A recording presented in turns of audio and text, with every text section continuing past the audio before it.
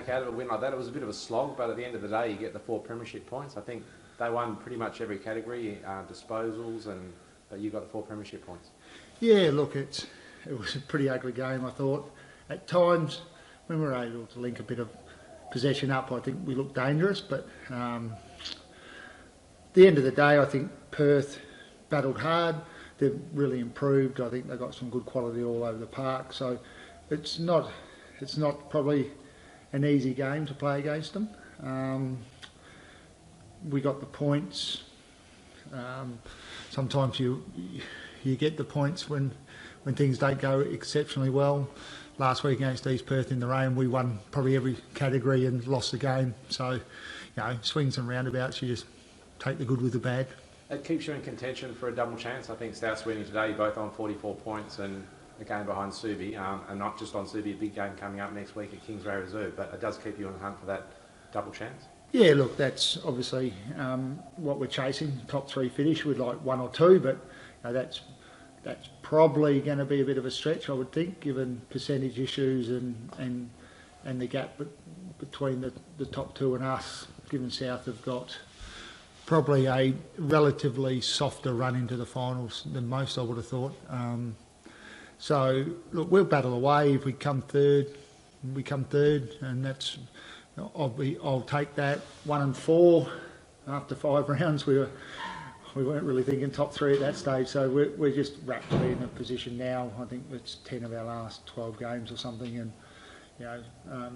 but we also know we've got to improve a fair bit on what we did today to really test the sides above us.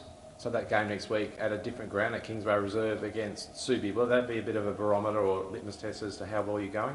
Yeah, I think so. It's always a challenge when you take on the top side. There are a couple of games clear of us.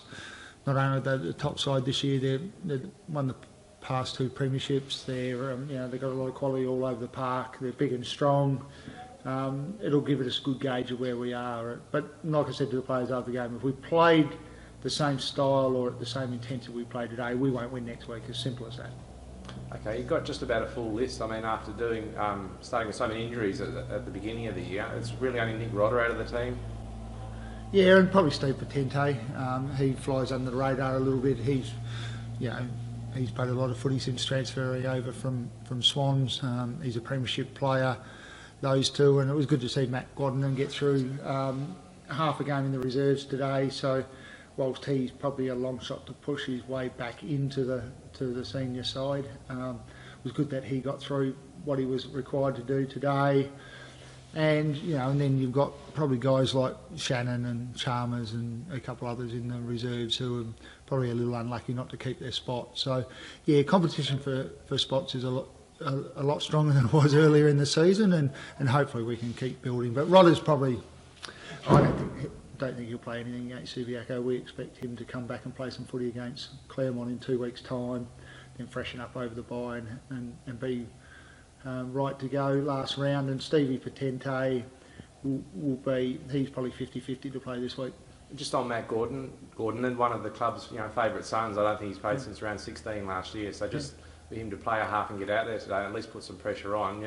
Who knows that you might sort of win a spot back before the finals? Yeah, look, Gordy brings a lot to our side, not only his football ability, but his leadership and his direction. And today, for a guy who hasn't played footy for more than 12 months, I thought the way he handled the ball and used the ball was exceptionally good, albeit in a reserves game. So look, it's a little bit of romance about that, and we'll play it by ear. If he's in good enough form after some full reserves games, he'll be selected. He knows he's not a walk-up start, and he's coming from a long way back, but he'll be fresh. It could be a good problem to have. I mean, where do you squeeze him in? Because your midfield's so strong, but he might sort of slot into a forward pocket, half-forward flank. You can run him through the middle. There's a number of options there, but it's a good problem to have. Yeah, he'll love this. He started as a backman, so maybe we'll sneak him in as a little small sneaky backman. So, look, it'll be a hurdle we'll jump when it happens. At the moment, we're just plotting a course for him to get back, and we don't have great expectations. We just want him to get out playing footy again, and 4 weeks left of the regular season, 4 weeks of finals. Whether we play for all 4 weeks is not the issue. So there's still 8 weeks till grand final day, so there's plenty of time to get him right should we need him at some stage. And he'd have to be looking further ahead. Even if he doesn't come up this year, he's on 189 games, so he'll become a 200-game player if he can play next year. So all the signs are good. Yeah, look, we think he'll play in 2017, and that's the plan. He's always wanted to play on.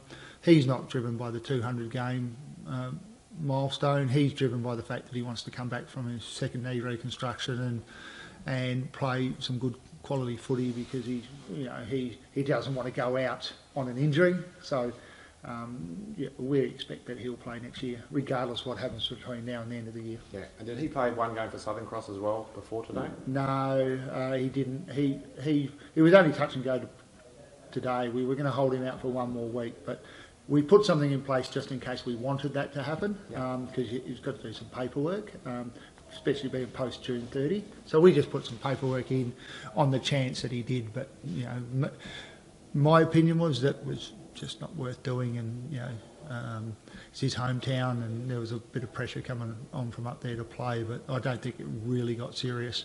We just filled in the paperwork to keep everyone happy. I'll skim over some of the ones that you doubled up on, but good performance for 4 quarters? Well, we won each of the 4 quarters, so if that's a good performance for 4 quarters. It was ugly.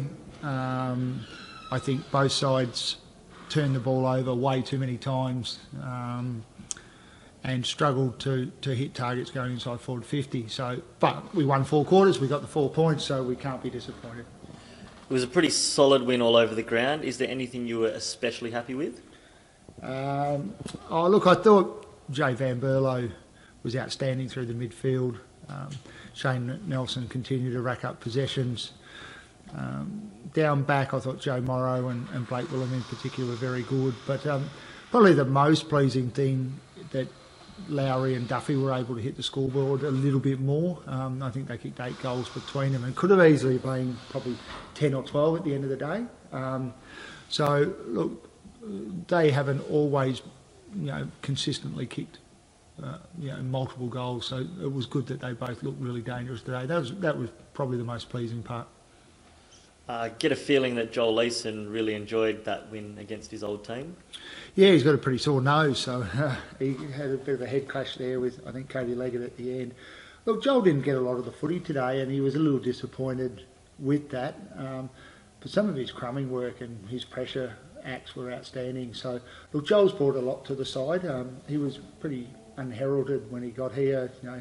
He played 49 or 50 games for Perth, and there wasn't a lot of fanfare about him, but he works hard and he does everything that we need him to do. So he's been a real addition to us. Midfield did well up against a team whose strength probably is their midfield.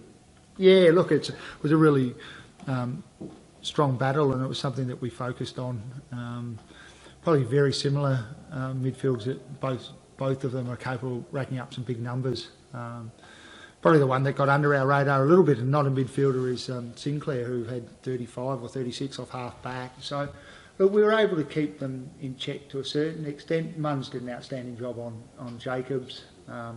Jones is one of those players. His work rate's outstanding, and he's going to find the footy against anyone.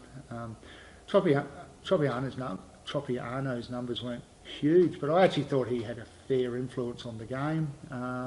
So Nelson 40, Black 32, Van Berlo high 20s. I thought Lynch was good, so it was a real battle. Graham probably got Chris Coonan in the end, but I think we may have just edged in front in the clearance count. But it was pretty even, and it was in the end it was a bit of a 0-0 draw, I think. On Chris Coonan, better effort this week?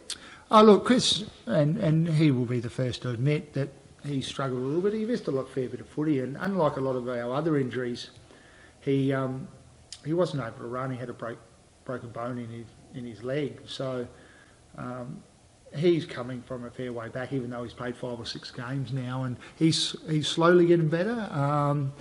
I don't think he's playing at the standard that either him or I am happy with, but it was an improvement today, but I still think there's a fair bit of improvement to go. Next week at Kingsway, is there anything different about playing on that ground? Not in terms of what we need to do in preparation or how we need to go about it or style of play, but obviously it's different. It's like when you go to the country, there's some issues you need to deal with. The facilities are different; they're often smaller, and you know some of the infrastructure around those grounds aren't what we get at Waffle clubs. But you know it's the same for both sides. So I would think that, from all reports, the people over at Kingsway have done a wonderful job to get it up. They've removed the cricket pitch. The ground's in great nick. It's 1v3, so I would think it should be a lot of people get there and it should be an exciting game. And like I said earlier, we just need to be better than we were today. Otherwise, I don't think we can win.